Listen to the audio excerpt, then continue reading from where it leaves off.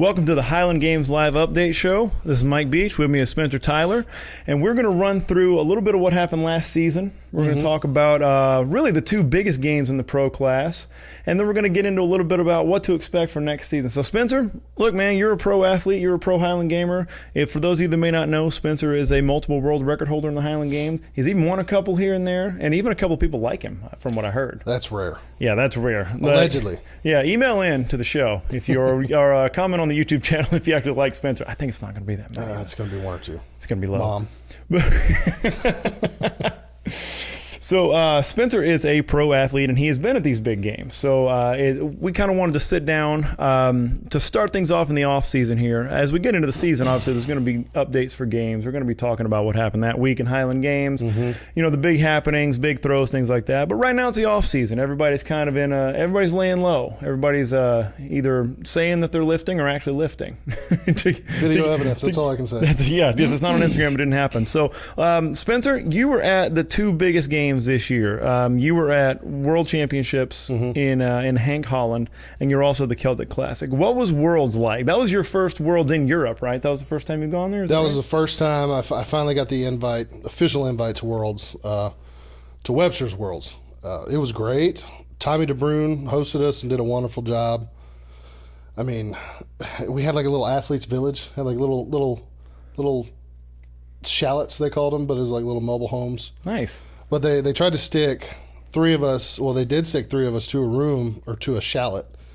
And luckily I was the first one there, so I got like the queen size bed. It was really a double. Is shallot Dutch for shack? Are we? I don't know what it is. Yeah, in the F shack. But yeah, then the other room was a tiny room, the size of a typical closet here, like a small closet. And there were three beds in it. So like what we did, it was me, Dan, and Scotty from London, Scott Ryder. And for those uninitiated, your average Highland Game pro is not an average size man. No, we're all fairly large, and that little, god dang. So yeah, anyway, Scotty being the last one there, Dan got the other room, and Scotty just pulled the mattress out and slept on the floor in the living room. Boy, like a I think that's about what everybody did, because it was such a tight, quartered spot. But no, the games was great, man. The crowd attendance. I was curious what it would be like in Holland, you know. Yeah. But they had the Dutch Championships the day before we threw. Actually, the morning before our first day, they did the Dutch Championships. Oh, nice. So that brought in quite a few spectators just with that. And they hung around to watch us. And, I mean, it was great. It's as good as you can ask for. Conditions were, obviously they can't see outside, but were a lot like today, kind of overcast. Never really got too hot. Implements were brand new. They made implements just for the games. I'm not going to say they were great. They weren't bad, but you know, as far as the weights are concerned, they weren't flyers. But everybody threw about where they should have thrown, and wound up. It was a great game. So it was a tough competition. So how did the top three turn out? Top three was Dan McKim for his fourth World Championship. He ended up pulling out the win. And it was back and forth between him and Scott Ryder, and you really didn't know how it was going to turn out. It was such an awesome competition. And then I was in the mix in third place, and it was between me and Vlad for third place. And we kind of went back and forth until we got to Wob, I think, and ended up getting the win there to secure my third spot. But it was Dan McKim, Scott Ryder, and then me in third, and really, it was the Dan and Scott show the whole time. So this is Dan's fourth World Championship, is that right? Mm-hmm. Well, fourth Webster's Worlds. Yeah, you know, he's got other titles, but you know, the Webster's thing has been around forever, and it will be around forever. So that there's some IHGF World Championships that he's taken, you know, in between those games. But I don't know. The IHGF is working on fixing some things, so hopefully, you know, it turns around. But yeah, fourth Webster's World, and I mean, I think that was his third game of the season. Yeah. Third or fourth game of the season, comes out and wins a world championship. Yeah, he started real late. Like, he just rolled into the season a little later than a lot of other guys. That's why everybody hates him. Right. He could just roll out of bed and win a world championship. Just casual opener, you know, late in the season for Detroit is when he opened, I think, in August. And then Worlds is the first weekend of September. Right. And it comes out, and it's just a smoke show. You know, I wouldn't say a smoke show, but he did what he had to do He steps up for big games. Yeah. It's ridiculous. So what were you looking at in terms of in big throws and worlds? I know you said the implements weren't, completely what everybody expected. They weren't flyers, but Right. Were there any throws that were real memorable? I know Vlad throws a big stone once in a while. Yeah, Vlad crushed the Braemar. The Braemar wasn't a great stone. It was odd shape, kind of big in the hand, but the way Vlad throws his stones, he doesn't get as much separation as most people would. He's got crazy oblique strength, I guess. Yeah, but he just leans over and crushed it, and I think it was a heavy stone. I think it was 24-ish pounds, and he went around 46 with it. Wow. I got a hold of one. I smoked one, and I went, I think, 44. And Vlad comes up to me. He's like, "You got another meter in you?" I said, "No, I don't." No. That's it. I just smoked it. Topped out there, buddy. Yeah, and then his open stone. It was a heavy open stone, and he had another big one there. I think he went 57-ish. Everything's in meters, and I can't remember exactly what he threw meters wise, but I remember converting it there, and it was around that 57, 58 mark with a heavy stone. So that's big. Yeah, dude's a stud. And then, hammers. Heavy hammer was a pretty tough competition. No giant throws. Light hammer, I think we might have had 3 guys reach out over 140, which on a slightly uphill field, that was pretty big. Lorne from Scotland, Lorne Colthart, came out and had a giant hammer on light hammer day, and I think he ended up taking the win in the light hammer. Okay, that was a big throw. To go over 140, anybody going over 140 with that hammer was a big throw. Yeah. Going over 140 anywhere, just for a matter of perspective, going 140 with a light hammer is huge, and it's happening more and more. I know it sucks. Everybody's getting better. I think I went like 128 that day. That's plenty respectable, but yeah, in that crowd, that's gonna get rougher and rougher. Yeah, no, I went 107 or 108 in the heavy hammer and got 8th. Jeez. That's not in the pro class. That's not great, but. Throwing in the U.S., it's not bad. Right. I went 107 at Celtic and got 4th. Well, it's a world championship for a reason, right? Yeah, God, all these foreigners, Europeans are so good at hammers. It's weird. They're born knowing how to do it somehow. It's strange. So the kind of the specter looming over Worlds is that this was Dan's last Worlds. Mm-hmm. So this was his last time doing it, and I think this was his last season, and that sort of extended over into the next big games of the season, a Celtic Classic. That was kind of it was pretty well known amongst throwers, amongst the pro class, amongst everybody in the sport that Dan was going to hang it up after the Celtic. So talk a little bit about, I guess, what it was like being there. Run through the games, talk to us about how that was, but, what was it like knowing, what was the send-off like? What was Dan's mood like? What was going into Celtic? Yeah. Oh, man. Well, it was a weird atmosphere, everybody knowing that was it for him. Yeah. And, Dan's, God, he's been a pro for a decade now. He was a pro before I got into the games. So me coming in, he's the first big pro I saw win a games, and that was at Arlington, my first game ever. And I just remember looking. I competed with the novices, and then coming in, competing with the novices, having a throwing background. I'm like, this is dumb. This is what a silly sport. Yeah. Like, I'm this good already. And then the pros show up. I'm like, oh, I really am not good at this. That's how it's supposed to be. And, Dan McKim was the guy, especially, came out and had massive hammers, and as always, has just been a stud caber thrower. And so, I was just glued to the guy, coming into the sport, and then obviously learned more and more. But going into Celtic, we all knew it was his last event, very last event, and it was kind of somber. We all love competing with him because he's hard to throw against because he's so good. Yeah, he's good at stepping up and doing what he's got to do. But you want to stop? That's awful. That's exactly what I was afraid was going to happen. Yeah, going in, it was kind of a little bit of a somber feel, knowing that it was going to be his last game, and everybody was kind of weird talking to him. Oh yeah. We had some questions like, why are you getting out? Are you sure you're never going to want to come back? You're never going to want to throw Masters. Of course, Dan's like, no, I'm done. And as far as the send-off is concerned, we rearranged the order for Challenge Caber to make sure that he got the very last throw. Nice. So I think I was actually supposed to be the last thrower, and we switched it up to where, did I start the round? I can't remember, but anyway, Dan ended up being the last thrower, and on the last round, we all the other competitors walked out into the field and sat and waited, and whenever Chuck threw, who was right before Dan, then we all picked up the caper and walked it back to him. Oh, nice. And it was funny. I asked him afterwards, it's like, did you know what we were doing? He said, no, I knew something was up, but I didn't know what y'all were doing. And we get halfway back with a caper, and I'm in front. I've got the pick end, and I look up and see Dan's face. He can't even look at us, and he's a super ugly crier. Super ugly crier. But he's got his face covered up, and you could just see it. He's got that mushed big guy ugly cry face.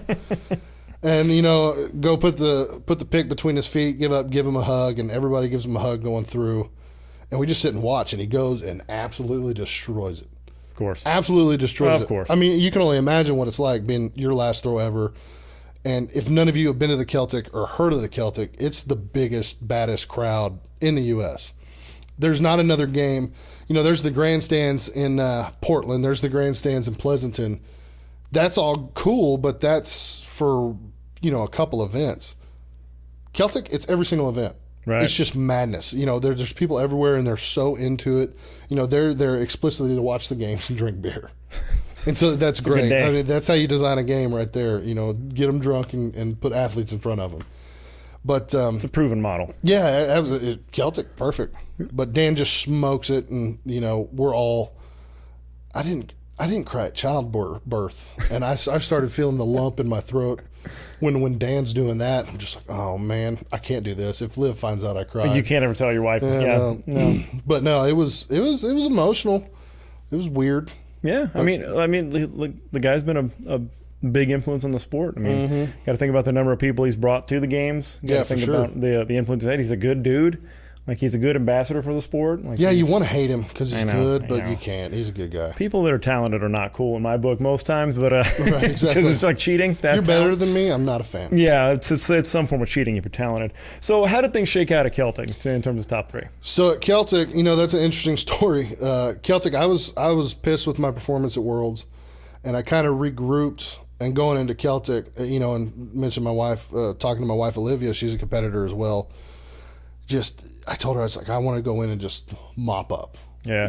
Just go in and clean house. And I went in about as focused as I've ever been for a Highland game, and was throwing great.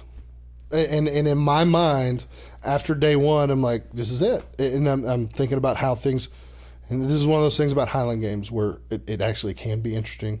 Right. There's not just regardless of what we may think, having done it for so long. Yeah, man. There was this guy just looming out there, and going in, I knew he was going to be the guy to beat. And it wasn't Dan McKim. So going in, I had my eyes on Chuck Casson.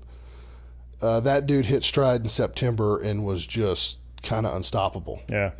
But with the field at Celtic being as strong in stones as we were, and hammers not being, everybody wasn't fantastic at hammers. Right. So I was, looking after day one, I had won 3 events, I think. Going into day 2, I was like, okay, I've just got to average. But I feel great. I'm going to throw some events really great and just do average, and I'm going to run away with it. Well, get into day 2, finish where I needed to finish in hammer, ended up winning open stone, which I was planning on getting second. And at that point, I thought, all right, it's won. All we had left was lightweight, which that's been my baby. Mm-hmm. Lightweight, and we had WA. I was like, okay, if I win lightweight or finish second in lightweight, if something horrible happens and I finish second, go to WAB and just finish top 5 and I'm good, which shouldn't be an issue. First throw in lightweight, my thumb split open and couldn't get a pull on it. I ended up I threw under 90 foot twice this year, and I threw 78. Turns out you need a thumb for that event. Yeah, and then start looking at things and realize there's Chuck. Yeah. Chuck just made up a 5-point lead that I had. He just ate it up right away, and we were tied going into WAB. And going into WAB against Chuck, I knew it's like if I have the best day of my life, Chuck's still going to beat me because Tennyson may be the only guy that day that could have held a candle to Chuck and Wob. I think Tennyson no-eyed it. Oh. So Chuck, and Chuck was consistent. He threw his freaking butt off. He stepped up big in lightweight. He stepped up real big in stone. He had a great stone throw. I think, the stone in Celtic's like 17 pounds. It's a heavy stone, but it feels great. And I think Chuck might have hit a season best.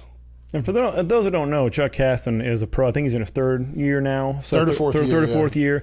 And he's done a fantastic job of being a consistent pro. He's a great example of that model of you can legitimately finish second or third in everything all day and win, and he's done that. Mm-hmm. Like he's shown that across 9 events, kind of that SUV mentality, like be good at everything, be a little above exceptional or sometimes exceptional. I don't want to take that away from Chuck because he's hit some big throws. No, he's got some great events. Yeah, but the ability, and he's great at Wob, he's great at the height events. So but that ability to just hang, be consistent, and not drop any events. Yep.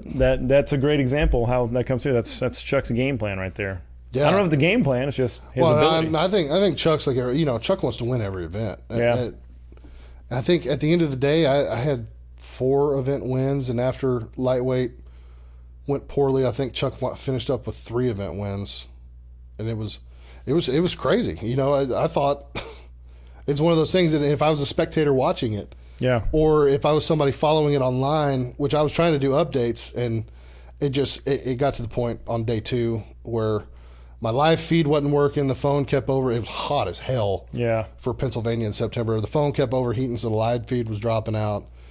And then so I just started focusing on throwing and realized, damn it, like there's Chuck. Like he's gonna freaking pull it out. And good for him, man. He deserves it. So it is. So Chuck ended up taking first place. Yeah, Chuck won. I got second, and then McKim finished third, and Tennyson behind McKim, dropping 2 events. Dropped 2 events and still finished 4th. Dan Tennyson, a.k.a. Evil Dan. Evil Dan, yeah. Evil Dan. I think Chuck actually coined that term. That sounds about right. Yeah. So, yeah, I mean, that's pretty cool. That's a little shirt boner here. That's all right. Cool. Yeah, we're looking straight on the camera. Just tuck it. There you go. So, the next thing to think about is like we've talked about a little bit of like some of these names people that follow the sport, they're going to know. They're going to know you. They're going to know They're going to know Dan. They're going to know Chuck to a certain extent. Mm-hmm. But I think what's cool to look at in the off season, because a lot of people make strides in the off season, is who is it that in the pro class is worth looking out for in the next year? Who are the people that you got to keep an eye on? Right. Well, a big one, and I mean, he's kind of a guy not to know about, but he is really, really new. This is just first year pro. Yeah. And it's Tennyson. Dan Tennyson. Tennyson came on the scene and immediately was a major threat. If it wasn't for me being at a lot of games, and this isn't conceited or anything, I had a good year, but almost every game Dan did, I was there. If I wasn't there, he would have freaking rolled over everybody. Yeah. It would have been a smoke show. Well, you've been doing the sport a little bit longer than he has. Exactly, yeah. And he took a long break in between. Actually, he threw in college and took a pretty long break and did some powerlifting and maybe some strongman stuff. I can't remember. Yeah. And then got back into throwing, whereas I've consistently been throwing since college.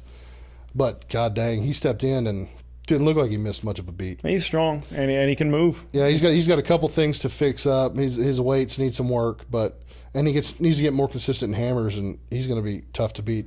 It's real exciting looking at the pro class, coming up, because before it's been 1 or 2 guys.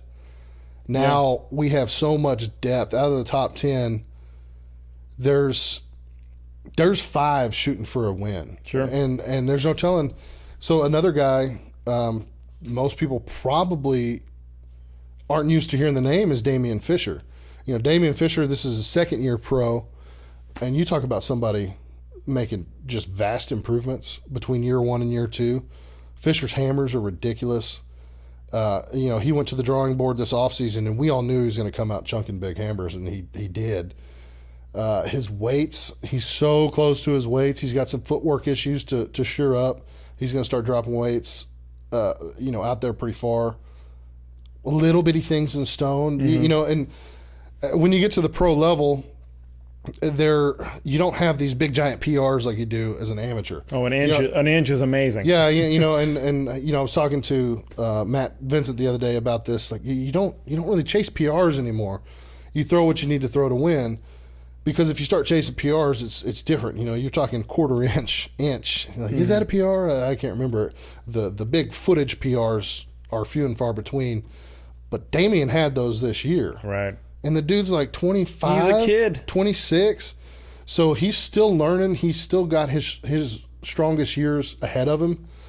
And once he becomes a little more of a technician, there's no telling. If that dude sticks with it, I think he's the only name you're going to hear in 5 years. Yeah, and look, man, it's an older man's game. We've kind of established that. Like, this is a sport that has a kind of strength that you have to grow into. Right. In general, you're not going to see a lot of guys in the pro class or even good amateurs that are outside their 30s. Now, that is changing because more talented athletes are coming to the sport, which, people at my level hate.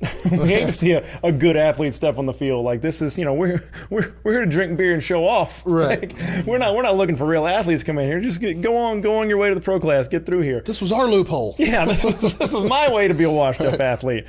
But yeah, no, I'm excited to see it too. And there's a lot of amateurs that are starting to make waves in certain events, so that's pretty cool to see.